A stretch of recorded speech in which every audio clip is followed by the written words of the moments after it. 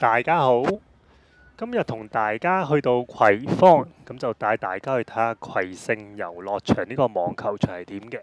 咁我哋一齊嚟睇下由葵芳地鐵站行到去葵盛遊樂場要幾耐先。咁呢度講翻少少基本嘅資訊俾大家聽。葵盛遊樂場個地點啦，咁就大家睇到喺葵盛圍310號。咁佢嘅交通方式主要有3種嘅。第一種就好似我而家咁啦，喺葵芳地鐵站咁就行過去。咁除此之外，其實大家都可以選擇喺葵芳地鐵站出咗之後搭小巴上去嘅，又或者坐巴士過去都得。咁巴士都有幾個選擇。咁嘅時間啦，咁就可以係同其他場一樣啦，都係7點去到夜晚嘅11點啦。咁佢個球場數目咧，咁就有3個標準嘅網球場嘅。咁不過場與場之間就冇網隔住嘅。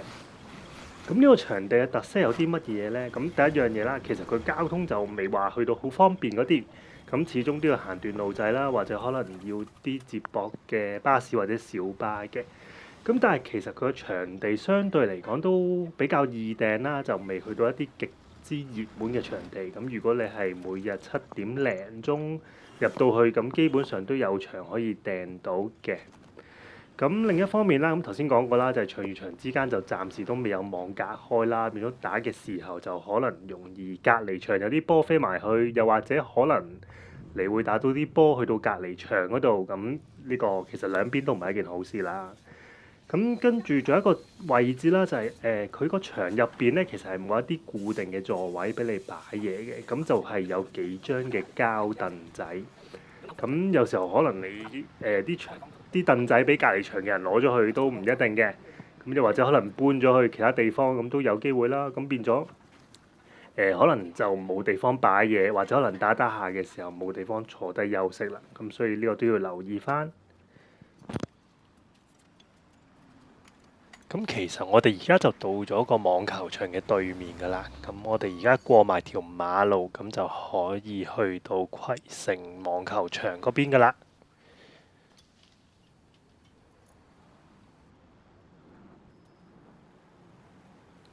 咁最後就公佈翻個時間，由葵芳地鐵站行到嚟葵盛網球場呢度，咁係用咗11分46秒嘅。影片嘅最後都係好似平時咁記錄翻啲練波嘅片段啦。咁你話係咪打得好呢？一定唔係噶啦。咁但係透過拍片啦，咁就可以客觀咁睇到自己到底要進步嘅地方喺邊度啦，有啲咩位係需要改善啦。咁就可以針對翻呢啲位置，咁就排翻個優先次序，咁就去改善翻自己嘅球技啦、個 form 啊、timing 啊等等。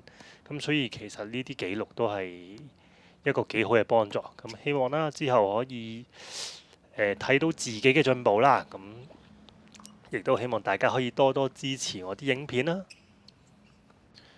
咁影片就嚟到呢度，咁就首先多謝大家嘅收睇先，咁希望下次我可以盡快出翻啲唔同嘅視頻，咁就介紹翻唔同嘅球場俾大家睇。咁如果可以嘅話，咁睇下會唔會介紹埋，譬如係內地啊，甚至乎有啲國外嘅球場可以俾大家同大家做翻個分享啦。